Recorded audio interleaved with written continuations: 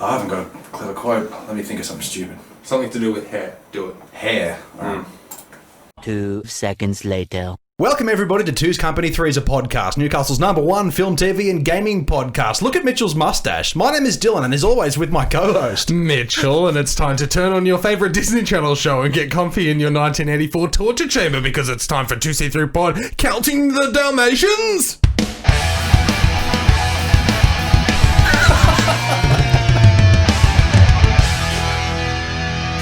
You drove headfirst into that one. I don't trust him. Who wears socks with no shoes? Oh, who wears socks with no shoes? I don't trust him. Who wears socks with no shoes?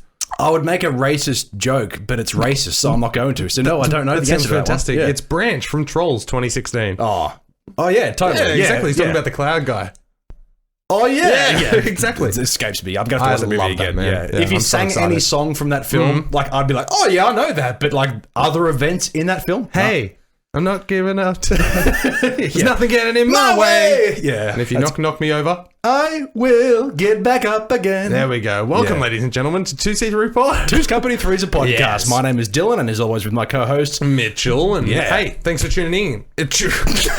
Episode 101, ladies and gentlemen. Last week we had the big 100, and it was fantastic. So if you haven't heard that yet, head on back over to last week. A very special edition, because this week we're almost back to completely normal. Yeah, in terms of our scheduling with what we discuss in our episodes, but also the type of content we will be creating. Yes. Not only that too, but things going back to relative normality with our podcast and our scheduling and how we operate here. It also gives us the flexibility and possibly the time as well to be able to fit into more exclusive items of content for our Patreon subscribers. Patreon, you say? Yeah. Now I've heard that we have 3 very affordable tiers. Absolutely, we do. Yeah, nothing wrong with a bit of self-shilling. Anyway, yes, no, that's anybody who wants to support the show additionally outside of leaving us a review, which Mitchell can do in a moment, or just listening to the podcast, we really much appreciate that. Head over to Patreon as well, .com/2C3pod or whatever the link is. It's all down below, whether you're listening or watching this, wherever it may be. That's right. Wherever you're listening to or watching us, thank you for your continued support. And wherever it is, whether it's Podbean, Spotify, Apple Podcasts, and of course YouTube, Big Summer Boy, make sure to leave a like, share it with your friends, and subscribe. And all reviews really do help us. So if your platform that you're listening on right now does have a review option, hit it up. Okay, yeah, for that's sure. very big for us, so make sure to do that. But not only that, we do, of course, have merchandise, Redbubble and TeePublic. Just search Two's Company, Three's a Podcast or 2C3 Pod, whatever is easiest.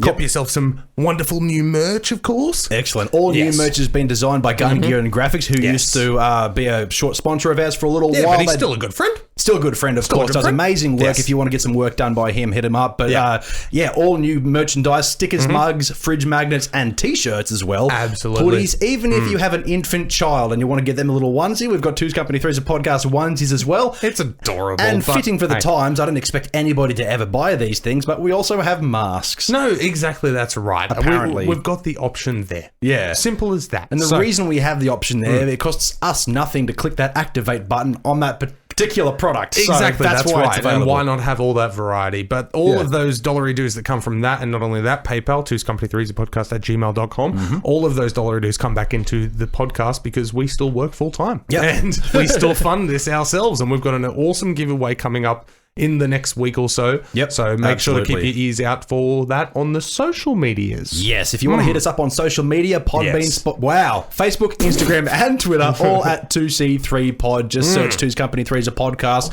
Dylan and or Mitch at 2C3Pod will show up there. Mainly hit us up on Facebook, though. That would be greatly appreciated. As our Twitter is a bit quiet. We're like a handful away from 300, which is awesome. I know, right? Yeah, I was getting excited about that. Yeah. So if you're listening to this, that's awesome. Biggest thing you can do for us is listening. That's great. Yes. But if you're not on the socials, what are you doing? Get on the socials. Yeah, get on there. Get on there. If you're on our podcast, surely you can give us exactly. If you're a sneaky like. There's a good chance if you're listening to the podcast right now, you're on a phone.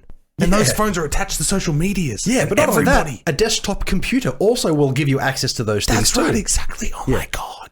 Yeah. Let's do that. ASMR. You don't have to like us on Twitter, though. I think that's pretty much dead.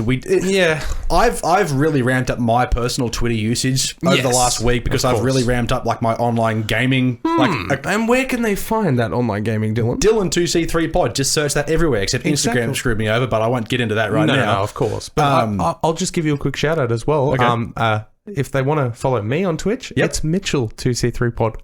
Oh, okay. Exactly. 2C3 Pod gaming. Trust me, if you were gonna want to watch somebody gaming, it's Dylan, because he does it very frequently and very professionally. I stream Fortnite once every 2 weeks. But we're both. Our name's 2C3 Okay, Pod. cool. Excellent. I'm excited about that. That's very cool. But yeah, all links are down below. Join the Discord as well. It's 2C3 Pod Gaming. It's all there. But what I wanted to talk about very briefly was Twitter. How I said that our 2 Company 3, the podcast, Twitter is fairly quiet. The reason it's quiet, essentially, and I've just kind of discovered this recently because I've been ramping up my Twitter usage personally. Yes. Twitter is entirely based up of just people who kind of don't like anything. Yeah. And like with us, we were like, hey, we've got a new podcast out. Nobody cares. Yeah. If we were to comment on something that was really controversial and completely throw the spanner in the works, it would get attention. But at this podcast, that's not what we're about. We don't do that here. No, that's not what we're about. So like you said, the Twitter's almost dead. But we're still going to throw it in there because we're so used to now saying Facebook, Instagram, and Twitter. It's muscle memory. Exactly, that's right. But I will just say a special shout out to Twitter because that's where 2C3 Pod came from. It did. Because you were trying to figure out a way to get the podcast name, and TCTP did not work. So you tried to come up with a thing, and then I remember episode 4 or 5 or something. You're like, oh, we've got Twitter. It's 2C, the letter C, 3, and then pod, because that's all I could come up with. And I'm like, that's fucking stupid, man. Next minute, that's our whole shtick. So it's just the abbreviation. Little shout out for Twitter for that. Yeah. But basically, anything that gets posted to Twitter is just links to the new episodes. And if you're on the other social medias, they're there. Yeah, for sure. Yeah. Leave us a review. But most importantly, what? Yes. I'll leave a review. Saying yes. I said most importantly, you said yes, like right after. I thought you meant like... No, most importantly, yes. Agreeance. Excellent. I concur, sir. Okay, speaking of concurrence, I want you to sort of rip into the first note here we've got, because it's very exciting. I mean, I can certainly talk about some of the other things we have on the list for our massive episode today, but legend of the horror genre, granddaddy of the horror genre, if you will, George A. Romero. When did he pass away? He passed away a few years ago now. I feel like it was like 2018, 17. Yeah. I'll look that up now. Yeah. When it comes to me, I keep thinking 2016. I don't know why, but I'm pretty sure it was after that. But anyway, as you mentioned in the notes here, a lost George A. Romero film from 1973, which that year also has me excited, called The Amusement Park, has been discovered and converted into 4K HD and is being shopped for release. Yes. Now, that is incredibly exciting. It was 2017, by the way. Okay. Yes, he was 77, so he lived a very full life and gave us a lot of memories. But, as you said, 1973... The Amusement Park, a film that was essentially lost, which is, it's strange to think that films like that still exist, especially from somebody of his caliber. Yeah. But the fact that they had the footage, they have the footage of it, and I'm not 100% sure as to why it was buried, but they're shopping it around for a 4K release because it has now been transferred to 4K Ultra HD. Yeah. That is incredibly exciting, man. The fact that we could get an original George A. prospect 3 years after he's passing, and something that's how many decades prime. Yeah. Oh man, that's George A. Romero. If you're not familiar with him, he's the man who's responsible for zombies, the something of the dead. Yeah, you know, all of those of the dead films, the entire series, plus more. You'll most famously know him for Dawn of the Dead, Day of the Dead, Land of the Dead, Night of the Living Dead, Return of the Living Dead, all those super classics as well. The dude had a terrific career. Did you ever see Diary of the Dead? Yes, that was the handheld one. Terrible, which was weird. Special. It was like one of his most recent, and I say recent like with asterisks around it, but like coming off the back of those really high quality, really dense, intense movies. For then Diary of the Dead, it seemed like a high school. Not high school, sorry, like a university budget film was in like, that's what it felt like to me. But that's what all handheld films pretty much felt like, you know, if it was with the exception of the crap pile that was Cloverfield. Oh, well, I know. How can you spend that much money on that shit? Oh, man. It's so fucking bad. Yeah, 10 Cloverfield Lane is like the best movie ever. Exactly, but how is the sequels behind it? The fucking third one, like, and you finally realize how to make a film? Like, it took you that long, but at least they got the chances to, I guess. Yeah. But either way, so it's disappointing that Diary of the Dead didn't turn out as good as it was, but I ordered that out of a magazine, man. Did you? Yeah. Like, that's how hardcore I was into the Of the Deads and all of that. So for sure. I've got to say, have you seen Land of the Dead? Yep. That's the one where they learn to swim. and they come to the island. The guy from The Mentalist or whatever his name is. Simon Baker. Yeah, he's in that. Yeah. I remember watching that one relatively recently, say like in the last 3 to 4 years. Yeah. I don't, because a lot of these films are very similar in a lot of ways. I don't specifically remember what happens in it, but I do know that they do touch on the basis of these zombies retaining some motor skills and life memories. Like there was that one particular scene that I specifically remember where there's that tall zombie and he's working at a gas station. He's just wandering around as if he works there still. Yeah. That was fascinating. Yeah, but that was the one where, like, of course the zombie apocalypse has ripped the world apart and they found an island to restart civilization and it's chaos and it's like post-apocalyptic and it's surrounded by water because they're like, zombies can't swim. Then all of a sudden one of them is like, I'm just going to give it a go. And they're like, hey guys, water's fine, jump on in, you know, and they come across, you know, they set off fireworks. It's a little bit chilly, but it's okay. Yeah, exactly. And I actually quite like that one. But so anyway, anything coming from George A. Romero, especially an old property like that, I'm all about, man. This is going to be a hell of a good time. Yeah, for sure. When you said earlier that, like, it's surprising that these sort of films get lost, you hear about that quite often where these films get lost, especially older ones, because they come out on film. They're saved on reels, film reels, and they're locked in a bunker somewhere on planet Earth. It's weird to think, though, that a large group of people went through all of the effort in writing and filming and creating and piecing together a film on actual film, not just to piece it together in one afternoon on digital, but actual film for it to never see the light of day. Yeah. It's baffling to me. And absolutely. When you said earlier as well about George A. Romero and the kind of caliber of filmmaker he was, it's weird to think that he was the kind of guy who everybody in the horror genre, who's a fan of horror genres, especially zombie genres, know of him, but he's also dabbled in work outside of the typical zombie genre. Yeah. And he could have been as notable as someone, say, like Spielberg, or maybe not to that level, but like as a high caliber writer and director. But I don't think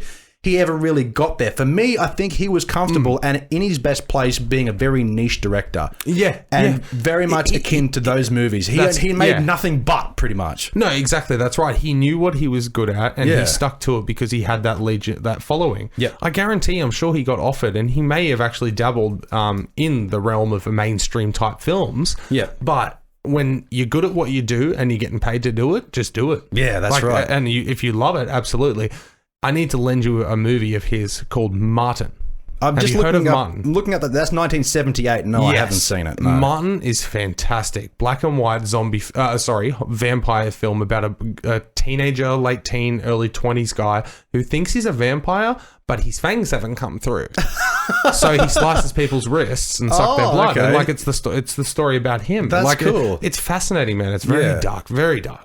And we've talked about this a lot in almost every episode from probably episode 80 to now, is that don't dismiss old films. Yeah, exactly. And especially these types of films. Like, I remember when I borrowed the George A. collection from you, which I'm not sure if I gave them all back or I'm missing a few, but I do need to buy them. I've been telling myself to do that. I don't think you did, but I remember surprising me in like 2 podcasts saying, I've got a new one for you each week, and it's like, can't just give them back. Yeah, well, that's the thing. That's all I could find at the time. No, that's exactly right. Yeah, so because I believe you like lent them to your brother as well. Yeah. But I personally love that because that's George A.'s like work getting spread around, you know? I love that. So so I need a list of ones that I need to, because not only that, but you can't buy these in store anymore. Well, really? Not all of them. Not all of them. I'm sure they'd be hard to find. But the thing is, I remember watching. I was always a huge fan of Dawn of the Dead, Zack Snyder's Dawn of the Dead from 2004, I believe it was. Yeah, Pump the Brakes, man. That's one of the best remakes ever of all genres. It is on par, if not maybe better than the original. Dead set. Well, that's it. Yeah, I think fantastic. Saying it from that perspective, it is better than the original. Obviously, whether they were. Obviously, there's that argument of being made at different times. No, of course. Different technology, different actors, 100%. That's fine. But the overall story is the same. We won't go into the story. That can be a Patreon special. I was going to say, but in my comparison, yes, that's better than the original, but Day of the Dead is better than the Dawn of the Dead remake. Yeah. I'm just saying. Day of the Dead was fucking nuts. I fucking love that movie. But I remember watching Dawn of the Dead, the original, and all of the zombies have this green makeup. They're biting into the neck and you can see the foam. Yeah. It's just nowhere near as high caliber as some of the more recent zombie zombie films, blah, blah, blah, blah. Yeah, no, of course. But there was something so special about it, knowing that they were able to do this back then, and even earlier, Return of the Living Dead and Night of the Living Dead. We talked about this on a podcast episode ages ago, and I couldn't think of him, but it was from, I think it was Return of the Living Dead. the name all of a sudden fucking escapes me. Is it Clayman or... It's a zombie that pops out. It's a George A. Romero zombie film from very early. Yeah. And it was the very first toxic style zombie where his skin was like Clayman or something like that. I'm not sure. I've just throwing it out there. I don't think Return of the Living Dead is George A. Isn't it? No, it's not. Yeah, you kept throwing that in there with the other ones, and I'm like, I'm sure he didn't do it. It's a Dan O'Bannon film. Oh, okay. Yeah, no. Which one am I thinking? Night of the Living Dead. Yeah, Night of the Living Dead was his first. That was the black and white one. Yeah. That one, that spawned a type of ending to a film with a twist that is still popular today. Okay? I'm just saying, I don't want to ladies and spoil too gentlemen. much, but is that where they get the zombie and they talk to it? No. That's not Night of the Living Dead. Okay. Yeah. No. Okay, so... Return of the Living Dead is from 1985. And I remember comedy. We had that on VHS when I was a kid. Yeah. But I thought that was one of George A's. No. Oh, okay. No. Maybe I haven't seen this. Maybe I'm getting it mixed up with something else. Potentially. Yeah. Okay. But, of course, it's easy to get confused when his franchise is of the Dead. So, that's a very easy mistake to make. I think I've just remembered it. Yeah, but here he is. Oh. Google Tarman. Tarman. Then you'll remember exactly what I'm talking about. Yeah, okay. But what was special about Tarman? He was like one of the first most grotesque from the Living Dead. Return of the Living Dead. Oh, so it is this movie. Yeah, so I have it's from seen it. that one. Yeah. Okay. But in saying that, just look it up anyway. It's cool. Yeah. It's cool as fuck. You'll know what I'm talking about. Yeah, just I can see it. Tarman Zombie. And obviously that film was heavily inspired by some of the earlier George A. Romero films. Yeah. Oh, no, of course. Yeah. Especially being in the 80s and of the Living Dead. Yeah. You know, like instead of the Dead, because that... tag the film is taken, Well, I'm going to have to rewatch these movies because I think I'm getting my wires crossed, especially with the stories. But I remember one of the movies in particular, I think it was, I keep going back to Return of the Living Dead, but I don't think it was it. Maybe it was even Night of the Living Dead, where it was just pure black and white and the zombies, they kind of just stumbled around everywhere, but it was terrifying because it was of the time. Night of the Living Dead was, that was the one where the film opens with a woman in a cemetery with like her brother, and her brother gets attacked by this very slow, tall, gawky looking guy, but the only makeup they had was just like eyeshadow and stuff and just walked around going, it wasn't so much about like rotting flesh or anything at the time, was it? No, exactly, that's right, because zombies weren't really a known product, that kind of thing. But and that's the one where the lead actor, when they get stuck in their house, is an African American man. Yeah. Ben, I believe his name was. Doesn't that lead into Dawn of the Dead? No, because this was supposed to be a one-off. And the ending to the film is where, they come to get saved and stuff, and he's like, hey, and they're like, bang. Because they're just going around cleaning up zombies, Yeah, that's right. Yeah, and it's just this amazing film where you've watched this like heart-racing journey, and he's done it. He's survived. There's the help, and he just pops his head up, and they're like, "Yeah, kill that one." Yeah, it's fucking intense. Oh my god! So Night of the Living... I just ruined the ending, but it's so worth the journey. Night of the Living Dead from 1968 was his George A. Romero's first film, and then you have Dawn of the Dead 1978. So Day of the Dead. 1985 was Day of the Dead. Yep. Yeah. Was Day of the Dead? Yeah, that's what I said. Yes. Yeah. And then so Dawn of the Dead, Day of the Dead, and then there's a gap. And then Night of the Living Dead, 1990. Mm-hmm. So we're sort of getting there. Maybe that's the one I'm thinking of. That's probably Tom Savini. That was Tom Savini. Tom Savini basically remade it. Yeah. But Tom Savini is the legend of prosthetics. He did Friday the 13th and all that George kind of stuff. Romero was the writer and executive producer, but he didn't direct it. No, exactly. He gave permission to Tom Savini to remake his original. Yeah, so I think this is the one I'm thinking of when I cross all my wires. Yeah. But anyway, going back to that, then you've got Land of the Dead 2005. I said 2004. I was close. Yeah, I said that for Dawn of the Dead, didn't I? Yeah. But that was a different... The Zack Snyder one should have definitely been 2004. Yeah. Then Diary of the Dead, Survival of the Dead is 2009. Survival of the Dead is disgusting. But is it terrible? Have you seen the one that's on Netflix? I see the ad for it all the time. Day of the Dead Bloodline. What is that? I don't want to. Oh, you haven't watched it? I don't want to know. Okay. Because it's not him. Yeah. It's not George. Like, simple as that. In saying that, though, my curiosity lies around other people being influenced by him, though. So exactly. I kind of... Exactly. But at the same time, it also... could be a cheap Netflix knockoff of a great film. Exactly, that's right. But you said you had fun with Return of the Living Dead. Yeah. Yeah, so you never know. There may be some like cult feel to it, Yeah. But I'm worried about a zombie film in 2020. you know, especially one trying to be something else and knowing that they're using CGI. Direct to Netflix. Yeah, exactly. You know, but not everything that goes directly to Netflix might be worth is bad, a chance. But anyway, that is enough respect paid to George A. Romero. One other thing as well, he did write the script for the first Resident Evil film. We've talked about that. Yes, that's right. It's and you all said available that to online me as well. Yeah, so I think it's better. Yeah, well, it would be amazing if they ended up, you know, making that. I think it would turn out really well. Yeah. Anyway, next on the list is very short, sort of passing over. I got very excited when I saw the article relating to Kevin Bacon. Absolutely, the famous greatest smelling actor in Hollywood. Yes, absolutely. Don't use the bacon. So so this guy expressed his interest in performing as Freddy Krueger in Nightmare on Elm Street. That's so fantastic. Yeah. Now, before you get your panties up in a knot, I got excited about this, and then I did more digging. It turns out this has been talked about for a while. Yes. Robert Englund himself said in 2017, and even possibly earlier, his interest in Kevin Bacon playing the role. And it was just a recent interview with Dread Central where he was interviewing Kevin Bacon from his film You Should Have Left. Yes. Perfect. And then he just brought up the internet rumors with the actor saying, hey, are you aware of this? Would you be up for it? And Kevin Bacon's response was literally this. Yeah, sure. It'd be a lot of makeup. Yeah, exactly. So that's right. I got the world lit on fire again with this article being like, Kevin Bacon's on for a Nightmare on Elm Street. But no, he just said he'd be up for it if the role was offered. And that's the thing, because we have spoken about in recent times about the potential of these two franchises being Friday the 13th and Nightmare on Elm Street getting another actual reboot.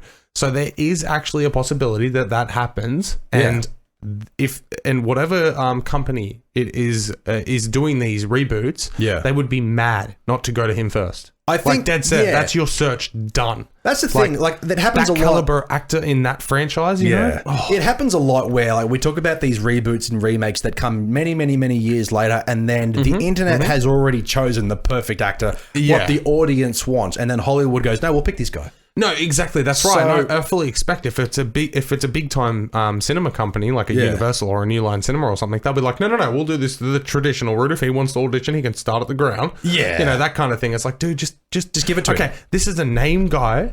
Who's known for doing thrillers and horrors and things of that nature. So he's comfortable there. He's a fan. He's said that he likes it and wants to do it. Why not just go, fuck, there's our search over. Yeah, that's the main problem over. He's been acting in these films long enough to be able to be offered roles. Exactly, that's right, you know? But knowing the internet as the internet is, everyone's like, yes, that would be amazing, that would be so perfect. And then as soon as it would becomes official, I'm sure everyone would be like, but that's terrible. The other side of the the coin is people like, I don't know whether they're not fans of Kevin Bacon or not. Like, it's weird. We talked about Kevin Bacon last week in episode 100 of a trailer. Yeah, him being second fiddle to Tom Hanks. That's right. And then there's the possibility of him doing Freddy Krueger. I know. It's just like, imagine Tom Hanks in that role. Weird, you know, like, he would not do it. No, but that's the thing. That's what you get with Kevin Bacon. He's a fantastic actor's actor, and then he's a fantastic leading man in thrillers, horrors, you know, like, so he can do it all. So that's fine. But I will just say, our list that we made, that one episode where we rambled for a while, if it turns out they do want to do a new Freddy movie and they cast Will Arnett, all about that. Cool all about that internet. Yes, keep petitioning for Kevin Bacon, but Will Arnett, like, you're on our list, dude. I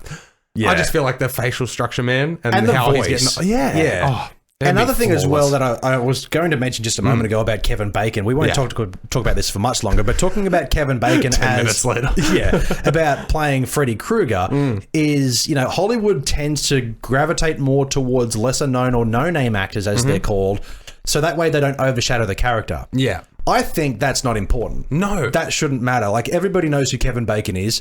That's cool. Put him on the mask and let him act. Exactly. That's right. If everybody goes, yeah, that's Kevin Bacon, but he's doing a sick job. Exactly. There's nothing wrong with that. Yeah, because we've spoken about actors before. Like, I've told you when I'm watching a Will Ferrell comedy, I still see Will Ferrell. Yeah. The actor, you know, but him portraying that character doesn't throw me off. There's particular actors that you just go, okay, I can see that's that person and I can't get into this. Yeah. But Kevin Bacon and Freddy Krueger, combine those two, you can go, holy shit, that's Kevin Bacon. Yeah. But then it's a horror movie with Freddy Krueger, an iconic character. That's right. That we're not going to get lost in it and go, oh my God, I completely forgot I was watching a horror movie. But Kevin Bacon threw me off. No. Going back to Will Arnett, though, if they were to make a film like that and have him as the lead cast and not actually tell anybody, I think he'd be the kind of guy who, with enough makeup and the kind of voice, I think he could escape into the role and you really wouldn't know. And then not just voice acting, but actually under the makeup. Oh, they need to do a Kevin Spacey from Seven. They need to do a Kevin Spacey where they just don't tell anyone who it is. If the prosthetics cover it up enough, they just go, who is that? And then watch the film. The voice, as you said, he's an outstanding voice actor, so he'll be able to put on a voice. Yeah. Won't know. And then in the credits, literally just have Freddy Krueger, Will Arnett. Yeah. Oh. Hollywood, hit us up. We're right here. Every week, podcast at gmail.com. Yeah, absolutely. But anyway, so Yeah, looking at actors escaping into their roles. Recently, a film was released on demand because obviously cinemas have been closed for a while. Of course. Capone. Yes. Got its release, and Capone starring Tom Hardy, who is known to be the kind of guy where he's very familiar with his face, but he does escape into roles as well quite well. Absolutely. He got to play famous gangster throughout American history, Al Capone, in a film by director Josh Trank. Unfortunate young man who had one big hit. Yeah. And he's just been smacked and smacked and smacked again with literally every step this man takes in life. So our next article on the list is Josh Trank, the man who's respected and known for writing and directing the film Chronicle. Yeah. Which was kind of like a low budget kind of indie film showcasing like 4 teenagers who stumble across superpowers. Fucking amazing film. He then went on to direct Fantastic Four, which was a pile of garbage. Yeah. And the internet didn't like it. It's a boring movie. There's a whole bunch of controversy surrounding that. Yeah. He came back for one more film, Capone. Yeah. People hate it. And he's lost the plot. Seriously. Yeah. I knew nothing of Josh Trank because I'm not into the Fantastic Four and all of that kind of stuff. So I didn't know any of that. So when you brought it to my attention last time about Capone and you looked into it with Josh Trank, I was like, wow, that's fascinating that this dude spiraled because that movie bombed. But yay for being back, man. Good on you. The trailer looked awesome. I do still want to see it being Tom Hardy in, I still want that to see type it of as well. concept and that. And then looking at this article, oh man, he's not made for that business, man. No. He cannot handle criticism. No, that's the thing. Fair enough. Like, everybody in this industry of filmmaking receives criticism at one level or another. Some people who get involved with Marvel and Star Wars and those bigger properties, especially Fantastic Four, if they receive even the littlest bit of criticism or something like that, like if they don't handle it well, like that'll just tank their career. Basically, it'll trank their career. Well, that's even a saying now. Legitimately, Yeah. I'm sorry, Josh. Yeah, because the dude was after as I discussed a couple of weeks ago, I rewatched Fantastic Four and don't watch it. No, even if you're slightly disinterested, just to see is it only really that bad? Yes, it is. The only Fantastic Four I'm going to watch is Jessica Alba. Yeah. I'm just saying. Because say what you want, those movies are fine and fun. Exactly. And that's got Chris Evans as well. Yep. Yeah, Human Torch. Yeah. But so Trank has recently gone back on and he's quit social media after receiving a bit of a harassment, but he also did the thing that nobody in his position should do is read the comments. Yep. And not only that, he took it a step further. By replying to those comments. And would you like to run through a few of these wonderful Josh Trank exclusive comments? I would if my computer would load them up. Well, essentially, somebody screenshot these particular exchanges and just said, Josh Trank, what the fuck are you doing? Yeah. So somebody said, how egotistical and pretentious can a director be? Answer, Josh Trank. And he responded, say it to my face, I'll knock you the fuck out. Yeah. Okay. And then he ended up writing on, I believe, Instagram, because it looks like a black squared screenshot. Here we go. Yeah. Yeah. To everyone right now DMing me, Capone sucks. Stephen King quoted my script in a tweet. All the coolest critics and filmmakers co-signed it. I'm still the youngest director to have a #1 movie in the box office. Stephen King, greater than you. Black Lives Matter. Of course he had to throw that in there. Yep. Accomplish something interesting with your lives. Yeah.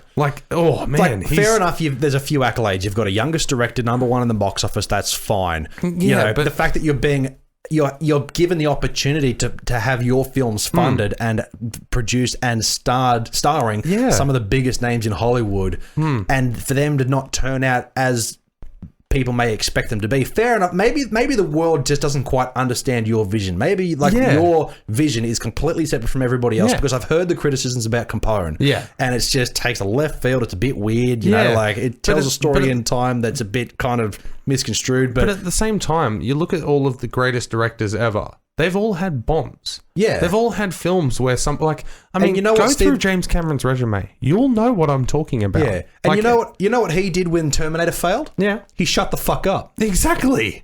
That's right. No, it's as simple as that. Like there's a level of maturity. You know what Tim Miller did when Terminator didn't do well? He shut the fuck up. Exactly, that's right. But there's a level of maturity here. The fact that he had to bring up, I'm still the youngest director to have a number one. Okay. Yeah. Now you're sounding like a spoiled, pretentious piece of shit. Yeah. Okay, now you're sounding like somebody who achieved something incredible. Yeah. And then said, this is my level of expectation. Yeah. This is how people should react to me. This is how people should treat me. You know? You're not going to be the youngest director. Fuck down, mate. Yeah, you're not going to be the youngest director in Hollywood with a number one film for very long. No. Because somebody else will come along and do it. But in saying that too, everybody DMing him Capone sucks right now. Like, stop, turn your phone off for starters. Here's a really good, this is probably what I should have included at the start of the episode. Here's a lesson for the ladies and gentlemen. If you're receiving any kind of online criticism, whether you are a filmmaker, an online entrepreneur, a businessman, or just a random person who doesn't have any of that, has regular Instagram, Twitter, Facebook, social media accounts, if you're receiving any kind of negative messaging or anything like that, whether it's criticism over something or somebody's just bullying you, don't retaliate. Yeah. Switch it off, block them, or delete it. You know, speaking from personal experiences, that's what I did. Yeah. And it fucking worked. Abso-fucking-lutely. Simple as that. Yeah. So Josh Trank, shut the fuck up, ignore these cunts. No, keep making films if you want. If they're bad, they're bad. No, exactly. That's right. For some reason, this kid, well, he's essentially a kid. I believe he's like our age. Probably, yeah. Like if it was the youngest one to have a number one director. Yeah. But either way, he needs to learn how to take criticism. He's 36 years old. Okay, right. Never mind. Yeah. But anyway, okay, that's even worse. Yeah. You're 36 and still don't know how to take criticism? Yeah. In a business that thrives on people's reaction to your work? Yeah. You know what I mean? Like, he's done 1, 2, 3, 5 films? Yeah. Which one was number one? It's called Big Fan. Oh no, he wasn't a writer and director. He was just co-producer, editor, and actor. Okay, so his filmography includes his acting, his writing, and directing. It's not separated. So if you go to his filmography, 2009 was Big Fan, co-producer, editor, and actor, and then he had The Lie, which he was just a second unit director. He didn't do much there. If you went to IMDb, you can see them separated. Just saying. Right, okay. Well, yeah, so his first big hit, essentially, was Chronicle. And Chronicle is an amazing film. If you haven't watched Chronicle, I would recommend it. Dane DeHaan is in it. Yeah, did he direct that or just write it? He directed. Okay, yeah. He writer and director, yeah. Pardon me.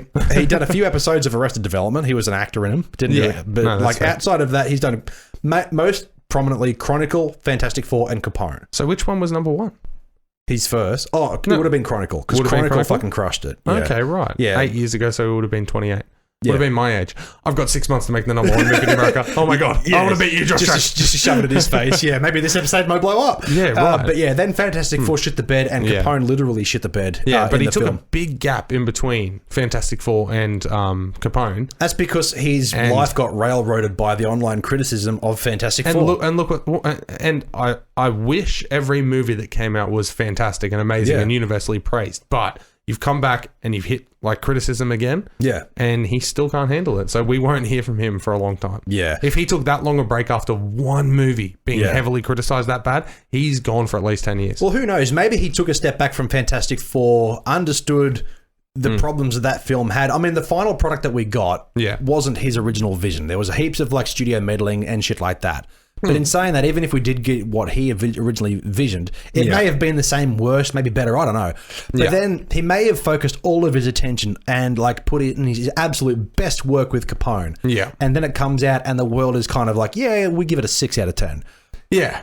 You know, for him to be I've just put all my time and energy over the last 5 years into this thing for it to turn out to be average or a bomb, that would hit you pretty hard. But at the same time, if you're in a position like him to have the ability to have $1 million budgets to produce. Fuck what anybody thinks. Not only that, you've got to remember actors sign on to things to work with people. Yeah. So Tom Hardy would have known about him and his story and that and been like, fuck yeah, dude, let's do this. Yeah, that's right. So how is Tom Hardy reacting to this? How many people has he said, I'm going to punch you in the face? Or like, you know, because people are on social media. They're not. Because people are criticizing the film as a whole, and they're also going, well, you know, Tom Hardy's portrayal as Capone, obviously directed by Josh Trank. Yeah. That portrayal is a bit fucking strange because people were expecting the more gangster style, not him in his like really bad sort of downturn age. Yeah. But what has Tom Hardy said about it? Exactly. He shut the fuck up. Nothing. Yeah. Because you know why? He can handle it. Yeah. Simple as that. That's why he's still in the fucking business. Yeah. Simple as that. So it's unfortunate, but honestly, if this is how he's going to react after this, and he took 5 years after the first inclusion of online bullying per se, as much as that's pathetic as it is. New Josh Trank film coming 2025. New Josh Trank film coming never. Yeah. Like, honestly, this dude's... Yeah, it's not good. Do as Zack Snyder. It's not take good. a step back, make short films. Yeah, exactly. Speaking of films and people coming back. Wait, on this podcast? On this podcast? Yeah, exclusive, not really. It happened like last Wednesday or something like that. But either way. I forgot to include it in the notes because it wasn't really an article and the world didn't explode, except I got really excited. We've talked about him a few times. Neil Blomkamp. Of course, yes. Yeah, he tweeted, I'm back in... Yeah. Back in, as in making films. I was like, wait, what? Yeah. Like, so where did that come from? Yeah, Neil Blomkamp, the guy responsible for District 9, Chappie, Elysium. Really excellent. South African fella. Yeah. Really well put together films, but also, for whatever reason, underperformed. Each of them sort of underperformed, but they're all really good in their own right, except for maybe Chappie. That one has its moments, but really weird choices. Anyway. But also, why did he cast them? I have no fucking idea. I know. Is it Di Antwood? Yeah. Yeah. Why? I fucking don't know. Why? Bad choice. Look at them. Yeah. I mean, the way he directed it, like, he makes that film watchable despite the actors. So it just goes to show that he's really fucking good at what he does. Exactly. That's right. Yeah. And obviously he had a script for Alien. Alien. And then he was looking after RoboCop for a while, and then he kind of just left, and he had his own Oats studio thing where he made his own really high budget, high quality short films. I remember you shouted that out like probably episode 60 or so. Yeah. Those short films could be expanded into their own cinematic length feature films of their own, and they would be magnificent. Yes. So go watch Oats Studios. It's just Oats, like Uncle Toby's Oats. It's fucking amazing. Yeah. But he tweeted the other day, I think it was last week, that you might be able to find the tweet. I'm too busy talking with my hands on a podcast. Yeah, get in it. That he's tweeted that he's back in business making films. Yeah. And that's fucking exciting. Absolutely. Because I love to see him back on the big screen. Of course. So now that he has said this, is there any word on a first project? No. Well, let's have a quick look. I don't think so, though, because it was just I'm looking at Night of the Living Dead again. It was just a tweet. So I don't think he's really announced anything. It's more just him being like, you know what, I want to make feature-length films again. Of course, yes. And, whether there's any speculation as to what he's going to make, what franchises he's going to dabble in, or whether he's going to do it himself, like make his own franchise. Yep. We don't know. Fucking Twitter. God damn it. So essentially, what he said was, I think I'm back, full stop. Starting to make films again, full stop. That's it. That's all so it was. Found it. Yeah, that's awesome. literally all it was. Yeah. So not a big breaking news story, but it gets me excited for a filmmaker that I really admire. Exactly. He's starting to make films again, which is just exciting in general because he's been doing all of those shorts for the last... Well, going back to Chappie in 2015. So 5 years of making shorts. Yeah. So that is bloody exciting. Yeah. One of the shorts, though, which you should really... If you haven't watched these yet, you should really check them out because he has people like Dakota Fanning and Sigourney Weaver starring in those films. We need to acknowledge the fact as well that this guy, like you said, Josh Trank, fantastic advice to follow. Make some short films or something like that to keep yourself active, keep your mind active, always working on a new project kind of thing. Yeah. It's been 5 years since he made a feature film. His debut feature film was in 2009, and he's made 3 films. Neil Blomkamp. That's it. Yeah. And the rest is all short films. But he's... Sorry, did you see his tweet from June 24th? No. So it's right after he tweeted, I think I'm back starting making films again. His next tweet, which was the same day, first up is horror. Okay. Which I am loving. Okay. Yeah. Right. So, wow, well, there you go. Yeah, ladies and gentlemen, breaking news from a week ago. Yeah, we've had sci-fi action thriller kind of films from him, but I mean, not feature-length films, but like we could have had a bit of sci-fi horror from Alien, which never happened. Okay. But we could have had a bit of sci-fi horror in his short films because there is those elements, but it's more just... It's condensed into 5 to 10 minutes, so you really don't get the scares from it. That's right. But if this guy's given full reign to make a feature-length horror film... Yeah. Ooh, man. Well, I just had a look at most reliable source on the internet, Wikipedia. They do have TBA in years. This is in his feature films... category? Yeah, thing. Exactly. Yep. And it's called Archon, Archon. Written and directed by Blomkamp. Studio, Miramax. Okay. Yeah, so Archon, it looks like what we're going to get, and it looks like, I assume, probably 2022 if he's just sold the script, essentially. Back into the swing of things, yeah, for exactly, that's right. So, yeah, that's what it seems like it's going to be, and if it's Miramax, okay. Yeah, very fucking excited. Yeah, so not much coming out of that camp, but yeah, very excited for that. I'm going to skip over the Stan Lee stuff, because that's a bit depressing, but I do want to move into the next one on the list. Did you read this article? The next one? Yeah, Teenage Mutant Ninja Turtles. Okay. Yeah. The headline has caught my attention very, very greatly. Yeah. Yes. So I've put in the notes here, Teenage Mutant Ninja Turtles getting a super bad reboot? A super bad reboot. So an R reboot? Is that what you mean? Or like it's going to be a terrible reboot? Or it's going to be a Seth Rogen, Evan Goldberg reboot? What do you mean? What I mean by that is TMNT, Teenage Mutant Ninja Turtles, getting another reboot by Nickelodeon Studios. This will be their first animated feature-length film. Okay, so we're getting animated Nickelodeon Studios. Well, it may not be animated. We'll wait to see, but it could be. Nickelodeon Studios and Point Grey Studios. And Point Grey Studios. Yeah. Do you know Evan Goldberg and Seth Rogen? Yes. Okay, sign me up because I want to know how they're going to do this. How they're going to tiptoe that line. Yeah. Is this Point Grey and those fellas?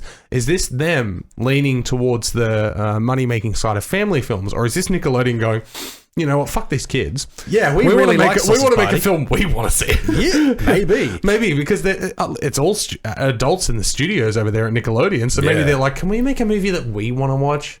Please. Yeah. You know? Well, having a look at from collider.com, which is where this article is, which it's been on other places, so it may not be exclusive to them, but there is, here it says, in a statement on Rogen and Goldberg joining the team to help breathe new life into the world of Teenage Mutant Ninja Turtles, Viacom CBS president of Kids and Family, Brian Robbins, shared. Yeah. So that dude, obviously a big wig in Viacom. Of course. Adding Seth, Evan, and James's... I don't know who James is. James, somebody involved. Anyway, adding Seth, Evan, and James' genius to the humor and action that's already an integral part of TMNT is going to make the next level reinvention of the property. I'm looking forward to see what they do, and I know that Ramsey Natio and her team are excited to take the Nickelodeon animation studio into another great direction with their first ever CG animated theatrical. Wow. So it's going to be a SpongeBob sponge out of water style, possibly style so animation. It's going to be, okay. So essentially what the last Turtle movies were. Well, the last Turtle movies were live action with CGI turtles. Remember, it's Megan Fox and Will Arnett. Oh, sorry. Yeah. So this this is completely CGI. Well, it says here CG animated theatrical. That's all we really have on it. So I'm assuming that it's going to be fully CG. Yes. So also looking in that article as well, you've got Jeff Rowe directing. Sound familiar? No. He's the guy who created and wrote and directed Gravity Falls, that television show on Disney Channel. Yeah, I did see that. Sorry, and Disenchantment, which I really enjoyed. No, exactly. Yeah. That's right. So that's a great director to strap onto this as well. Yep. And it looks like also Brendan O'Brien, he wrote Neighbours and Mike and Dave Need Wedding Dates. So it's going to have a very comedy feel about this. I'm on board. I'm on board, man. Obviously, it's hard to tell whether they're going to allow this to go down your typical Seth Rogen or actually Point Grey production route, like Sausage Party, Bad Neighbours or Neighbours, Mike and Dave, those kind of films which are very irreverent, especially with Teenage Mutant Ninja Turtles as a whole, when you think about it, is pretty fucked up to begin with. You know, they could really take this into such a ridiculous direction and turn it into something completely new and fresh and exciting, because the last ones weren't great. They were Michael Bay-esque productions. Yeah, exactly. They basically looked like the Transformers films. Yeah. They were made very similar to those. Yeah. The Turtles were kind of ugly, but there were some redeeming moments to it. But Will Arnett. Yeah, well, even that. No, I know. We talked about I know. this. Yeah, There's a moment where he stares. It's creepy. It's creepy. Yeah, it's creepy, but I just like Will Arnett. Yeah. So, for these guys to be involved with this kind of film, I am hoping that it will be super irreverent, like nothing we've ever seen from the Teenage Mutant Ninja Turtles like we've seen before. Like, that is just fucking crazy and ridiculous. Yeah. Because they're teenagers. They'll be smoking bongs. They'll be chasing birds. They'll be eating pizza. That's right. Skating, you know? Like, I hope it's set in the 90s. Yeah. Oh, that would be amazing, man. Yeah. Oh, 100%, because I grew up with those cartoons, man. Yeah. Like, so I'm all about this. I've seen the shitty new ones, you know. I've followed most of the Teenage Mutant Ninja Turtle stuff as it's been going on through the years. So, this is just a step in a bit of a left field direction, but the crazy direction. I will take it 100%. Little mini sidebar just quickly while I remember as well. Yep. I listened to the Scrubs podcast that Donald Faison and Zach Braff are doing. Mm-hmm. Also, their quality is worse than ours, just saying. But I will just say they had Brendan Fraser on in like the second last episode that I just listened to. Yep. And just a little sidebar about Doom Patrol Season 2. Yep. He said he is having the greatest time of his career right now because he is at home in a closet recording audio for that show because he doesn't have to be on set because of the suit. Yeah, because it's somebody else in a suit. Exactly, that's right. I remember an interview where he talked about his role as... I can't think of the name. I only ever watched the first few episodes because here in Australia, it's hard to get. Exactly. It's a struggle. Yeah. So I can't remember exactly what the character's name is, but it's basically kind of like a robot. No, that's a RoboCop-esque kind of character where he dies in a tragic accident. His body's rebuilt. Is that my dog? I think so. Maybe. But anyway.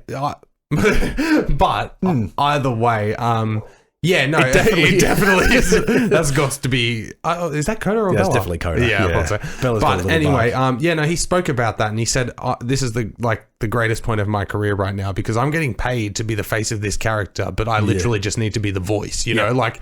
And he absolutely loves it. But I brought it up because it's interesting because season 2 that they're working on at the moment, it's still being worked on. So there's still a lot of things in Hollywood that are happening. Yep. You know, they're just happening from a distance, you know? Yeah. So the boys, that's just cool. And I just fucking love Brendan Fraser. Speaking of like superhero themed TV shows in production, I found out the other day that season 2 of The Boys, sort of the superhero one. Yeah, from Amazon is season 2 apparently is on its way fairly soon. We'll get a trailer of that. Yep. I'm fucking looking forward to that because it was so good. Yeah. But that's the thing, Doom Patrol, if it was available like easily in Australia, I would have watched the shit out of it because Alan Tudyk is like the main villain. Like, I love him so much. Timothy Dalton. Yeah, we have discussed like Tucker and Dale versus Evil. Right? Yeah, for sure. Good, I fucking love If you haven't movie. seen that, find a way to watch it. It's fucking amazing. Yeah, you're missing out. It is one of the funniest horror films I've ever seen. Yeah, like it is genuinely laughing. And one of the cleverest comedy films with its dialogue. Yes, I think the dialogue is what does it for me. No, it's incredibly well written. So shout out to that film. It's absolutely amazing. Yeah. But anyway, moving forward from that, we want to jump into a bit of Aussie news there with a titular character joining onto a big franchise to lead it. Yeah, for sure. To save it, you mean? Well, exactly. Yeah, more so. Okay, so big, massive titular franchise for Disney, Pirates of the Caribbean. There was that started out really strong. You had Johnny Depp, Orlando Bloom, Keira Knightley, and a bunch of others as well. Yeah, what was the old dude's name? Aussie. Gary. It was Gaza. Jeffrey Rush. Jeffrey Rush. Yeah, sorry, I completely forgot about Jeffrey Rush. Yeah, no, exactly. But you had those 4 major people leading this franchise, and it took it to the fucking moon. Yeah, absolutely. It was based off a ride at Disneyland. Yes. It then took off. Those films, like I remember the first 2, mainly the first one being really fucking good and unique and it's surprising for the time. Absolutely. And then obviously the more they made, they dipped in quality. They started writing Captain Jack Sparrow's character more akin to how he was portrayed in the first one. I read the other day that apparently Captain Jack Sparrow's character wasn't written the way he was really portrayed in the film. That was more Johnny Depp's portrayal. Exactly. And he added that flair and spin, and then they tried to write that into the sequels. And because it was written by other people, it didn't quite gel as well. Yeah. And also directing those films to be more him as the leading actor, as it was more... It was very evenly spread in those first at least 1 or 2, you know? That's right. So I haven't seen the most recent one, but I have seen the 3 or 4 prior to that. Yeah. But obviously they want to keep this... 4, okay. 4 prior to that last one. Yeah. So Disney obviously want to keep this franchise alive. Of course. Because those previous films, you know, fair enough, they dipped in quality, but there's some enjoyment to be had. And they were massive blockbuster successes. Absolutely. They're bringing it back, and as I said, they're saving the franchise, not with Dwayne Johnson, although that wouldn't surprise me. Oh, if could you imagine him as a pirate? Yeah, you know, like I totally could. Like they would dress him up. They would do it, but like he's in Jungle Cruise, Disney's Jungle Cruise, which is another film based on a ride of Disney's. That's right. He's a seaboat captain. There you go. Exactly. How the hell does a captain of a boat eat like chicken 6 times a day? Exactly. And bench look like that. 300 pounds. Yeah. But, anyway, Margot Robbie. Yes. Classic Australian actor Margot Robbie is heading the film with writers and directors involved with Chernobyl. So Craig Mazin's involved. Yep. So excellent writer. But the director from Birds of Prey. Okay. Birds of Prey being female director, I believe. Is that right? Yeah. Who works really well with female characters, I believe. Going from my experience, my cinematic experience from Birds of Prey. Yep. As I discussed in our episode where I reviewed it, of course, a number of weeks back, I regret not seeing that movie at the cinema. Yes, because it was a blast. Yeah, no, and unfortunately, we avoided that because we knew that was the big ticket item, and we were trying to branch out a little bit. Right after Joker, which was so different, and we kind of didn't want to ruin that wonderful taste we had in our mouths from DC properties and that. So no, absolutely, it was a quality.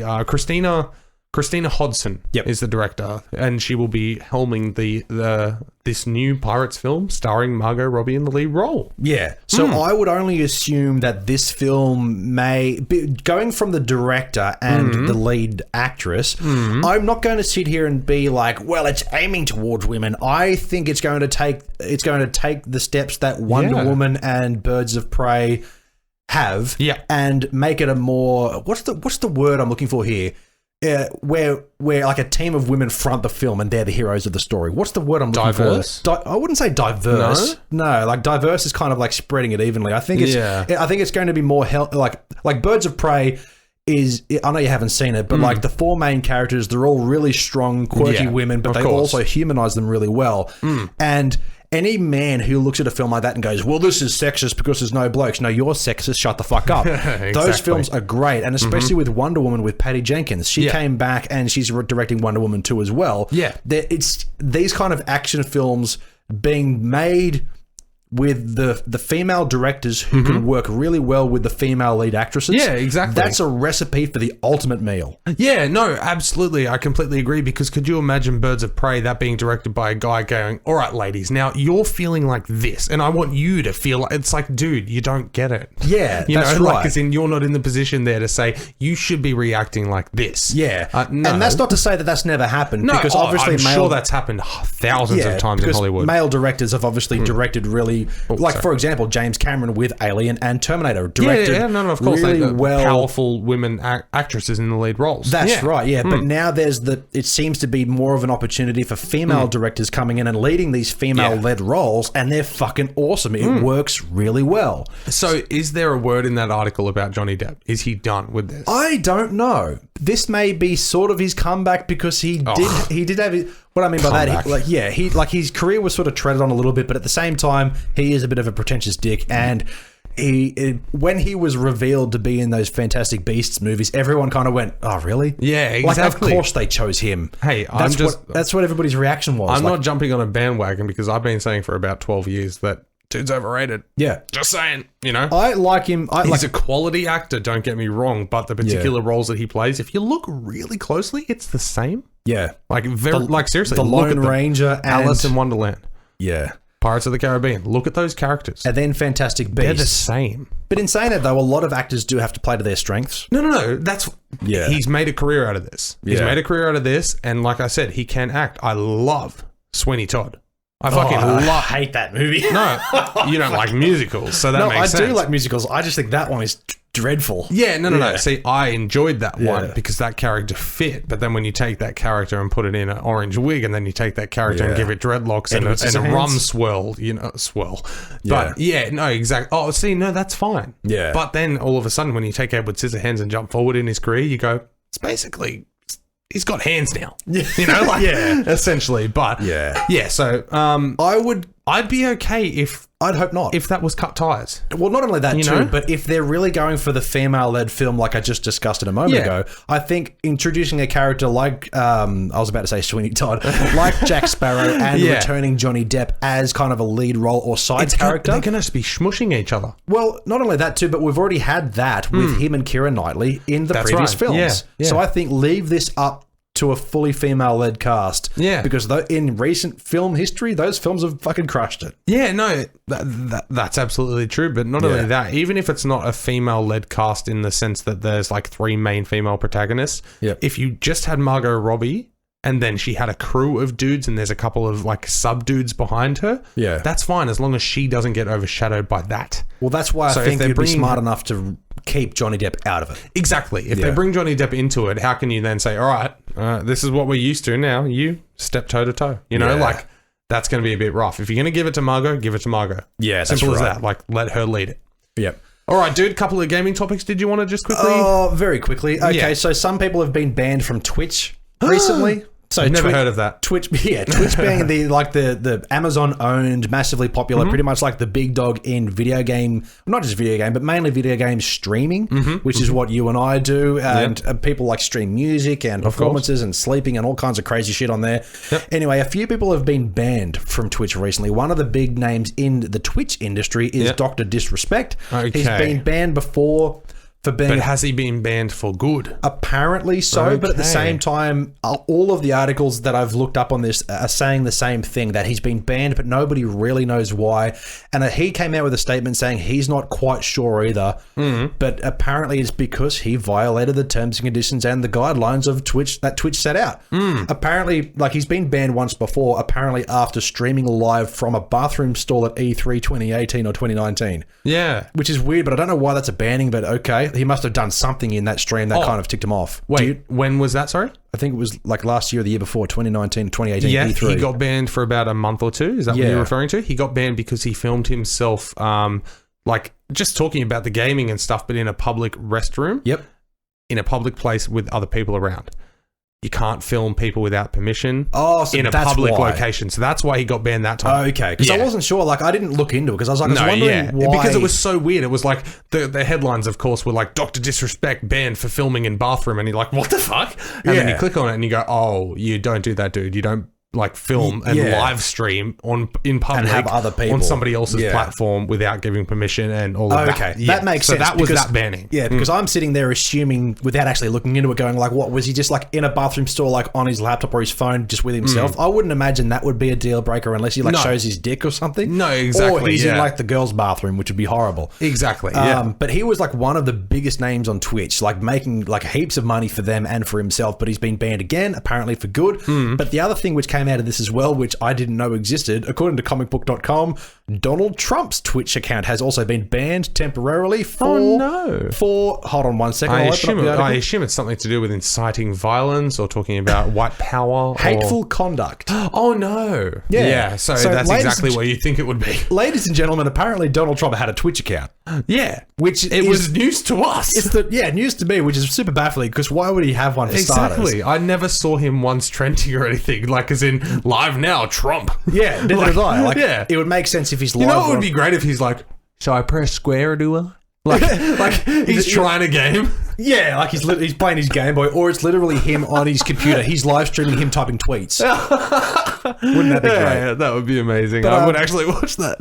Totally. I would watch him live going, oh, these fucking, that would be amazing. So I'll read what the article says here. Yes, of course. I don't, like, Dr. Disrespect, whatever, I don't give a fuck. But Donald Trump is kind of interesting. So it says here, Twitch has explicitly stated the reason for... So here we go. So they've actually revealed why he was banned, essentially. It says here... Twitch has explicitly stated the reason for Trump's suspension is hateful conduct. Hateful conduct is not allowed on Twitch. A statement from Twitch provided to GameSpot reads, in line with our policies, President Trump's channel has been issued a temporary suspension from Twitch for comments made on stream and offending content that has been removed. So he's basically gone on stream, said the same shit that he always does, and they've gone, you know what? that's no good. We're going to ban him for it. Yeah, exactly. So, and at the end of the day, let's be honest, it's not like he's going to be like, what? I'm banned? No.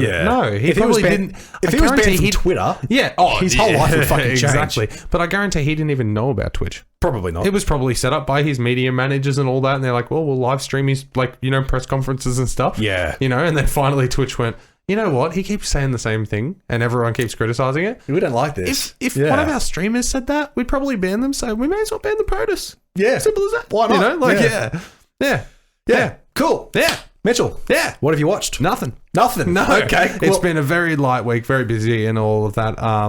I got through half of Birdman, but I was so tired from work I fell asleep. What's that on? I need to check it out. Netflix, dude. Is it? I need to watch it. It's been sitting there on my watch list for ages. I'm not saying it's bad because I was having a great time. I just literally fell asleep. Okay? I was very exhausted, and I was like, I want to watch a movie. I want to watch a good movie, and I put it on. So far, what I've seen, man, I got through 45 minutes. It's like 2 hours and 10 minutes. Yeah, fucking great. Did you know it's a oneer? Yep.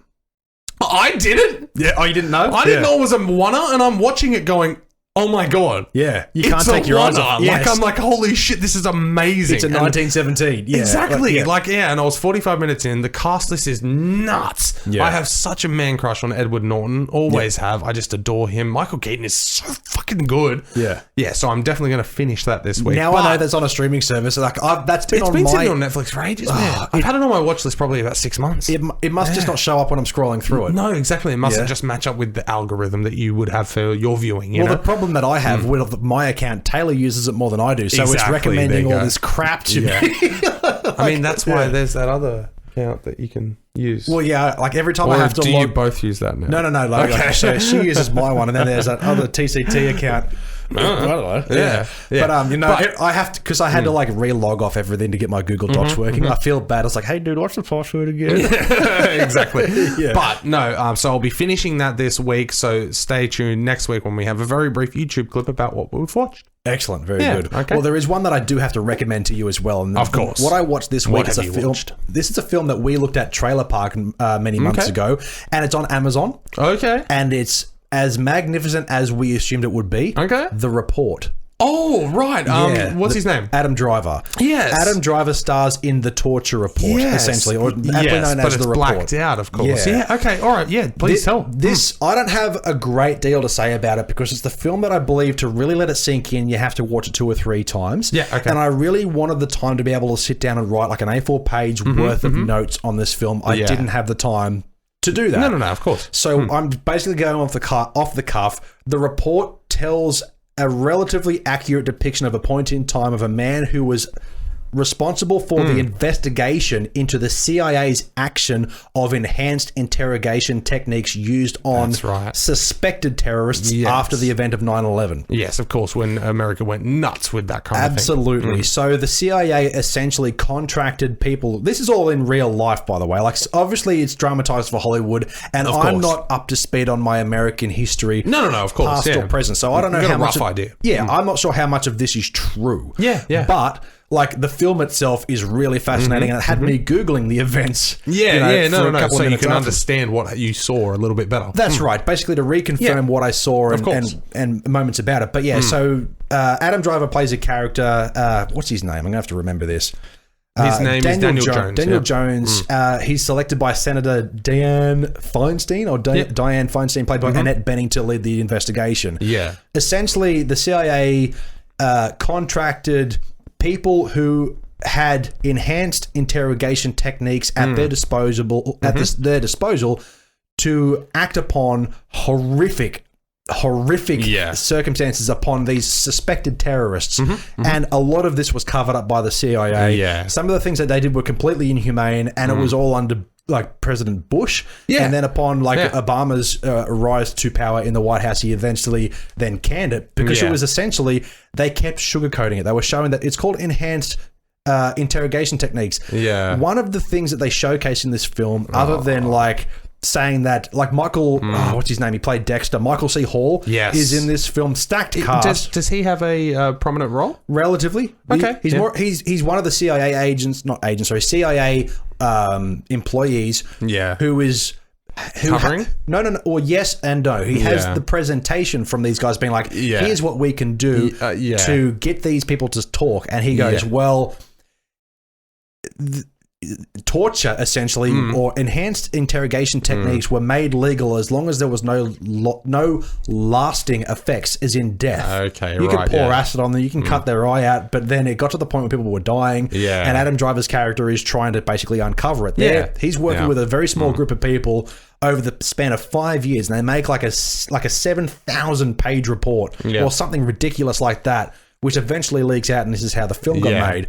But essentially, one of the horrible techniques that they used, which really stuck with me, they did some horrible things. It's mainly about waterboarding. But one of them is called rectal hydration. Oh. Have you heard of this? I've heard, I know what rectal means. Okay. So I'm already, dude, it just puckered.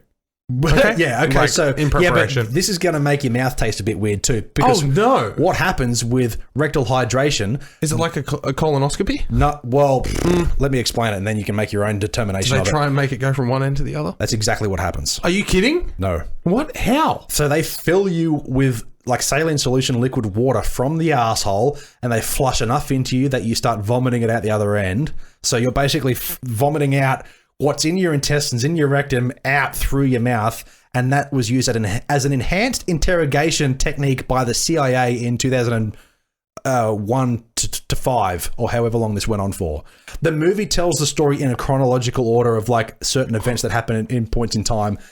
And it shows sort of when these people were hired to write this report and uncover this information, they were told, you cannot get emotionally attached, but towards the end, they're having nightmares, they're uncovering murders essentially. Yeah, but well worth a watch. I don't want to spoil too much of it because it's fucking like you have to watch this movie. You just spoiled the big rectal scene. Yeah, like you have to watch this movie. I really want to. Even if you're not even interested in that kind of event, just the quality of the film itself. Yeah, John Hamm is in this film. Yeah, I saw that. It's a magnificent film. It's the dialogue. Like anything from Adam Driver, apart from Star Wars, you have to expect really neat, really thought-provoking dialogue, which this film has. The cast list is amazing, and it's on Amazon right now. The Torture Report, or The Report, from 2019 is absolutely magnificent. Awesome. Well, that sounds like something that made you very thirsty. It definitely. Yeah. I'm going to have arse juice. Yeah. Anyway. I didn't say that. But anyway. That has been our show. Ladies and gentlemen, you can certainly find our podcast on social media, as we said at the top of the episode, Facebook, Instagram, and Twitter, at 2C3Pod, 2's Company, 3's a Podcast. Links are down below underneath this video and or podcast, but just search it in Google and we'll show up right there. Absolutely. And wherever you're listening to us, thank you for your continued support. And make sure, wherever you're listening, whether it be Podbean, Spotify, Apple Podcasts, and of course YouTube, Big Summer Blowout, make sure to leave a like, share it with your friends, subscribe, and of course, if your platform allows reviews, they help us out greatly, so please get amongst it. That's right. Now, you can support the show as well, of course, by heading over to patreon.com, but also go to tpublic.com and or redbubble.com, where we have brand new merchandise items, t-shirts, fridge magnets, stickers, mugs, you name it. It's all there. Even different brandings as well. So we've got Dylan 2C3 Pod Twitch merch there. We've got Get in the Queue merch there as well, which we can keep a little bit. Yeah, exactly. We've got like different brands. Yeah, that's right. But most importantly, 2's Company 3's a Podcast merchandise. You'll want to get yourself something there as well. But also, that's right, if you're on YouTube, we've got pink shirts, we've got black shirts, we've got white shirts, we've got brown shirts. We've got shirts for every colour you need. That's right. But most importantly as well, if you want to support us additionally on a month-to-month basis and get additional exclusive, which more of is certainly coming, head over to patreon.com as well. You can certainly find us over there. We have 3 affordable tiers. Yes, we do. Every tier gives you automatic entry into all giveaways, gives you producer credit, of course, which we're about to explain. Of course. And of course, gives you that extra thing that I completely lost my mind. But early episodes. Early episodes, that's right. You get these episodes as soon as they're rocking ready to go. You get 2 episodes at the same time. That's right, as soon as they're rocking ready to go. You don't have to wait until Friday. Lucky devils. That's right. But we do have a few people we just wanted to shout out, of course. For sure. We've got our hero, Alice Reddit, of course. Thank you so much. And our 2 bloody legends, Courtney Harris and Dixie McCoy. Thank you, Dixie McCoy. We appreciate you greatly. Yes. If you're new to the page, that is a real person. They just don't want to be named. So I make a new one up on the spot every week. Yeah. Yes. But moving forward from that, I lost my place. Sorry? Any inquiries? Yeah, exactly. Any inquiries. Or we do have PayPal, of course, if you wanted to support us that way. 2's Company 3's a podcast at gmail.com. That is for business inquiries and giving us money. For sure. We've got 2 podcasts. every week. Yes. Not every Wednesday and every Friday. We have one episode every Wednesday and every Friday, totaling in 2 episodes every week. I fuck it up every time. We'll find a way to say that so clearly. We have a new podcast next Wednesday and then this Friday. Something like that. Yeah. We'll work it out. But head over to all the podcast platforms that we said earlier and subscribe so that way you're tuned into every single week, and just don't discount the fact that I fucked that word up. But also, we've got videos. No, of course. Head on over to YouTube right now. Like, ring the bell, subscribe, do all that jazz. Leave comments and all of that, anything like that. Do a little bit of jazz, yeah. Exactly. Learn an instrument. All of those things do help us out greatly. One person does it, then another person. Tag a friend, simple as that. All of that kind of stuff does help us. That's right. Now, Wait, I just wanted to shout out, while you said we do have 2 podcasts every week, and this Friday we've got an episode. Yep. It's back to our regularly scheduled Trailer Park and Yassel Pass. So because the cinemas are reopening tomorrow, if you're listening tonight on Wednesday, which I doubt it because this is our late Wednesday episode. So yeah. Look forward to that on Friday. Very much looking forward to that. You can certainly find us both as well, as we said, tip top of the episode, twitch.tv/Dylan2C3pod for occasional first-person shooter, action, competitive gaming, and of course. And then I do have it as well, twitch.tv/Mitchell2C3pod, where I play Fortnite once every couple of weeks. Excellent. I mean, I play Fortnite like almost daily in my real life, but I don't stream it. Well, it's only for those special occasions. Exactly. It's only when there's something exciting, If you go back and watch my last stream on the account, it only took me an hour to get a win. Hey! A solo win, it was fantastic. Excellent. Yeah. My name is Dylan, and as always with my co-host, Mitchell. And do not forget, we are Two's Company, but you are the podcast.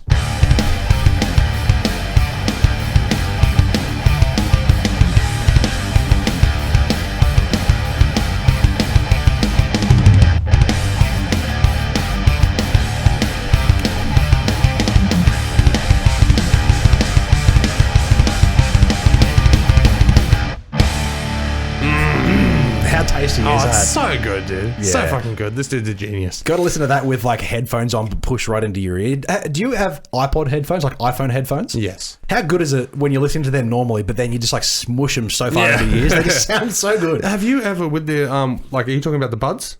Well, buds or wired ones. Well, I was going to say no. I mean the buds with little wires. ones. Yeah. But have you ever like turned them upright? Yeah, they sound yeah. But they don't sit. I know. They sound so much better, but they don't sit. Yeah. It's like, I don't get it. I was at my local JBF Hi-Fi the other day, and I saw them behind the counter for like Apple earpods or whatever they're called, and they're like $300. I know, it's like, it's fuck. fucked. You can go to get Sony ones, which are like 6 times the sound quality, and they're like half the price. No, exactly. Anyway, ladies and gentlemen, thank you for tuning in to the very end of the episode. This is where we do a little bit of movie trivia, and if we get the question wrong at the end of Friday's episode, right before we wrap it up, we have to have some chili. Yeah, some very, very spicy Godslayer fucking hot sauce. That's right. Anyway. Can we do this week? You might. I reckon you will. In Rocky 3, what does Apollo Creed give Rocky as a gift before he fights Clubber Lang? You haven't seen the Rocky movies, have you? No, I haven't seen 3. Oh, damn it. I've seen 1 and 2. And Balboa. We'll leave your comments down below, ladies and gentlemen. Thank you for watching. No. I'm just going to throw a guess out there. Okay. It has to be an old boxing glove. No, definitely not. What is it? A pair of Stars and Stripes. Trunks. Trunks. I was going to say boots. Damn.